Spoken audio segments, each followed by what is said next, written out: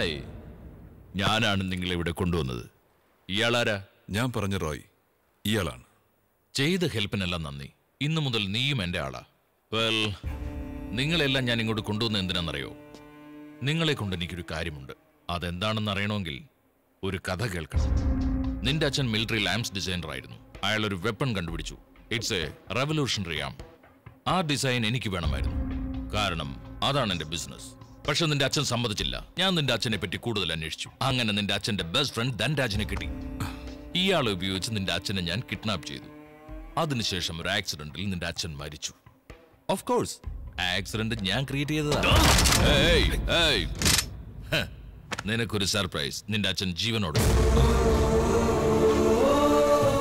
ഞാൻ കോടിക്കണക്കിന് രൂപ ഇൻവെസ്റ്റ് ചെയ്ത് നിന്റെ അച്ഛനെ കൊണ്ട് ആ വെപ്പൺ തയ്യാറാക്കിക്കൊണ്ടിരിക്കുക. ഇനിയും ഒരു 6 മാസം കൊണ്ട് അത് പൂർത്തിയാവേണ്ടതാ. പക്ഷെ നിന്റെ അച്ഛൻ എനിക്കൊരു സർപ്രൈസ് തന്നു.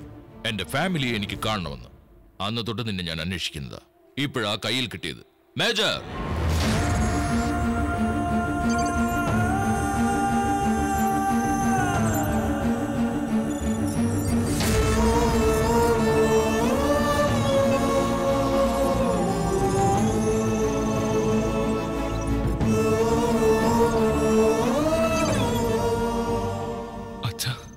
മേജർ, ഫാമിലി നടിക്കടി പറയാറില്ലേ, ഇതാ നിങ്ങളുടെ മകൻ.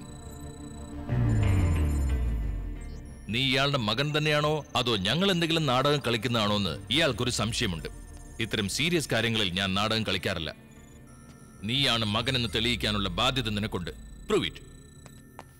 നോക്കടോ, കഴിഞ്ഞ 20 വർഷങ്ങളായി ഞാൻ എന്റെ കുടുംബത്തെ മറന്നൊരു ജീവച്ഛവും പോലെ ഇവന്റെ കൂടെ ജോലി ചെയ്യുക. സത്യം പറ, നീ ആരാ? അച്ഛാ, ഞാൻ അച്ഛന്റെ മോൻ തന്നെയാ. ഒരു മിനിറ്റ് അച്ഛാ. ഹലോ അമ്മേ, ഒരു മിനിറ്റ് ഒന്ന് ഹോൾഡ് ചെയ്യേ. ഞാൻ അമ്മയ്ക്കൊരു സർപ്രൈസ് തരാം.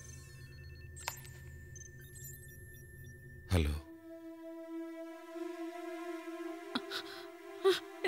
ചന്ദ്രേട്ടാ.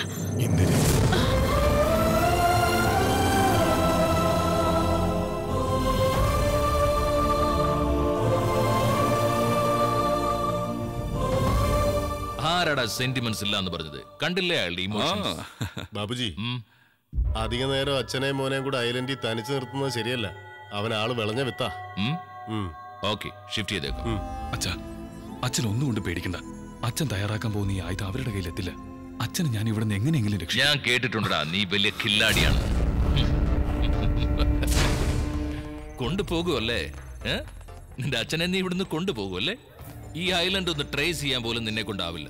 14 രാജ്യങ്ങളിലെ ഗവൺമെന്റുകൾ എന്റെ പേര് കേട്ടാൽ മതി ഞെട്ടി വിറയ്ക്കും. ഷൂട്ട് ചെയ്യട്ടെ? നിന്റെ അച്ഛനെ ഷൂട്ട് ചെയ്യട്ടെ? മേജർ, ഇന്നു മുതൽ നിങ്ങളുടെ മകൻ എന്റെ ഒപ്പം കൽക്കട്ടയിൽ ഉണ്ടാവും. നിങ്ങൾക്ക് ഞാൻ 1 മന്ത് കൂടി സമയം തരുന്നു. അതിനുള്ളിൽ ഫിനിഷ് ചെയ്യണം. 1 മാസത്തിനുള്ളിൽ ഫിനിഷ് ചെയ്തില്ലെങ്കിൽ നിങ്ങൾക്ക് അവനെ പീസായി കാണേണ്ടി വരും. Mind it. No no no no please, എന്റെ മോനെ ഒന്നും ചെയ്യരുത്. Finish it. എന്താടാ നോക്കുന്നേ? അടിക്കണോ? എങ്കിൽ അടിക്കടാ.